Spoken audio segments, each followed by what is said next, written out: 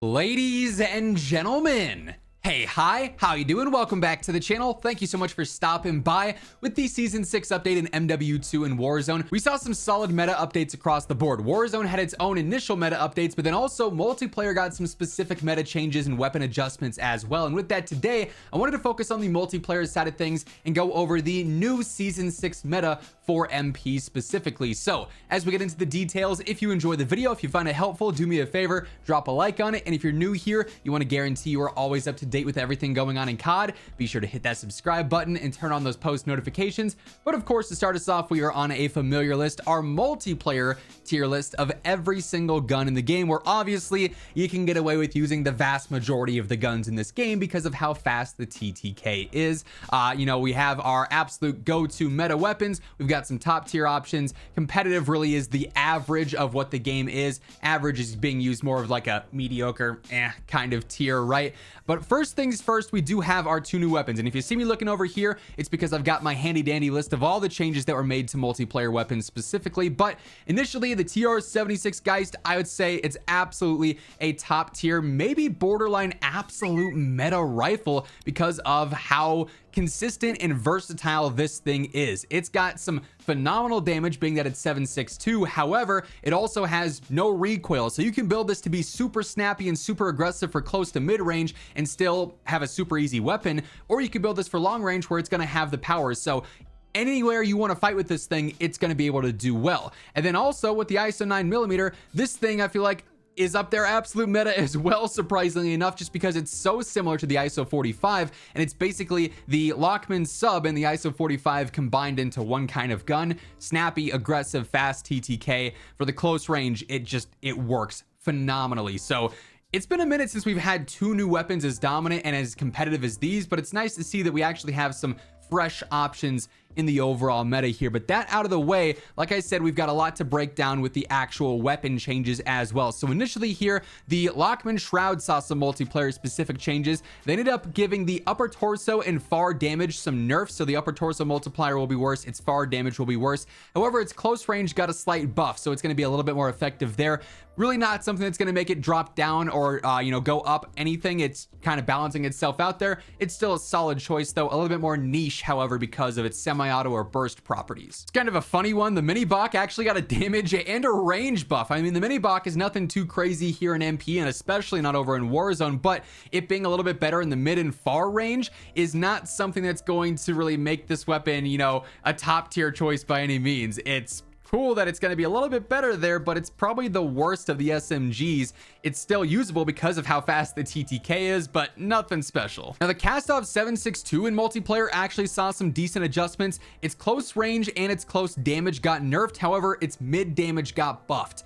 And to me, that almost is something that's going to bump this one up into the top tier of rifles, at least I would say. I don't know. It's borderline top tier, absolute meta. The only reason I feel like it's maybe held back a bit as opposed to other rifles like the M4, Razorback, so on and so forth, is that these offer the versatility, whereas this really is specifically a mid to long range rifle. So while it's got the damage and TTK long range that could be absolute meta for what it is, compared to the other rifles and how multiplayer works, it's still limited a bit there, but a phenomenal choice regardless. Hey everyone, really exciting announcement. It's been a long time coming, but my team Carnage officially has our very own G Fuel flavor known as Pog Juice. This is a delicious combination of passion fruit, orange, and guava.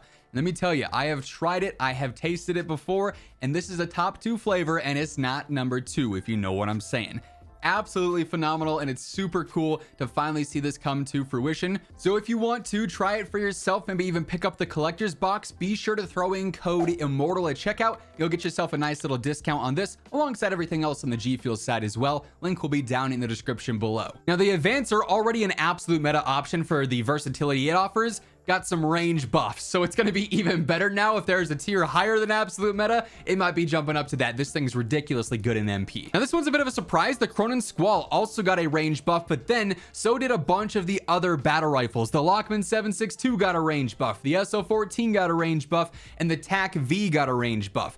The only ones out of these that I feel like truly is going to shine a little bit more is the TAC V. I'm bumping this one up into the absolute meta area as well, because it's got the power and it's a little bit bit easier to use and more consistent than the SO14, the 7.62, or the Squall, but all of those in multiplayer with the health are really good choices. Whether you're using them in semi-auto or full auto, the TAC V is definitely my personal favorite of those four in specific though, and its stats back that up. We also saw some interesting shotgun changes with this update. The Bryson 800 actually got a range nerf, so that's going to make it a little bit worse, but all the shotguns in this game, at least in multiplayer, are relatively even for the most part. However, the Expedite actually got a mid-range buff, and I feel like that's something that brings it a little bit more in line with the broadside. The broadside can still spam more, so I'd probably take that a little bit over the Expedite, but if you wanted to use this, it's going to be a very good option for the close range as is. And then the Guardian actually got a close range nerf, so that balances a little bit more. It's a little bit less spammy and obnoxious, but the broadside and the Expedite, definitely the shining stars, the shotgun category as it stands. For what it's worth, also, we had that Lockwood 300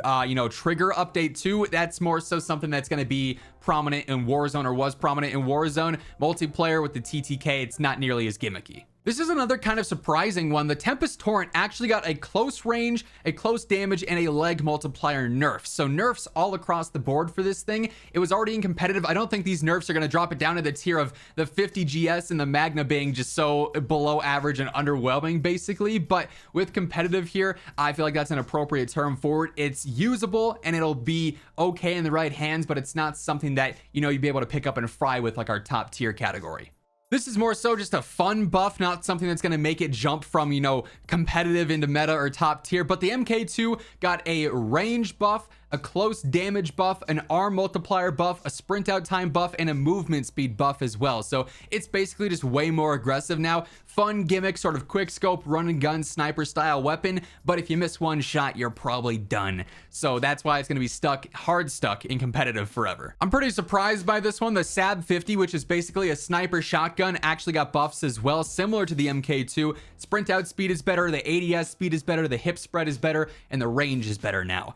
I'm not sure it needed those changes. It's incredibly annoying to die at 2 meters from a sniper or a marksman rifle, basically, but it is the perfect sniper shotgun combo because it can one shot at 100 meters or one shot at 1 meter. Thing is pretty nasty. Again though, if you miss one shot, you are gonna die. And then lastly, the SPR got a mid-range buff. That's not something that's wildly important in multiplayer because it's probably gonna one shot in most cases, or if you're getting that hit marker, again, you might be in trouble there if the enemy is aware of your position. So kind of a useless buff there in my opinion. But overall, it's nice to see that we have a few more options in the absolute meta category. And then top tier, which is really like the go-to options. You got so many different choices depending on how you want to play. Competitive being our real average here, average being our real below average here, niche obviously being meant for those very specific situations. Multiplayer is nice this year. I mean, with the TTK and with how the weapons work in this game, you can basically use anything and get away with it to a certain extent. There are some clear standouts though. That being said, that's going to wrap things up for this one. If you enjoyed the video, do me a favor, drop a like on it. And if you're new here, be sure to hit that subscribe button, turn on those post notifications to always stay up to date with all things going on in COD. But once again, thank you so much for tuning in. And until next time, take it easy, have an awesome rest of your day, and I will catch you guys later. Peace out.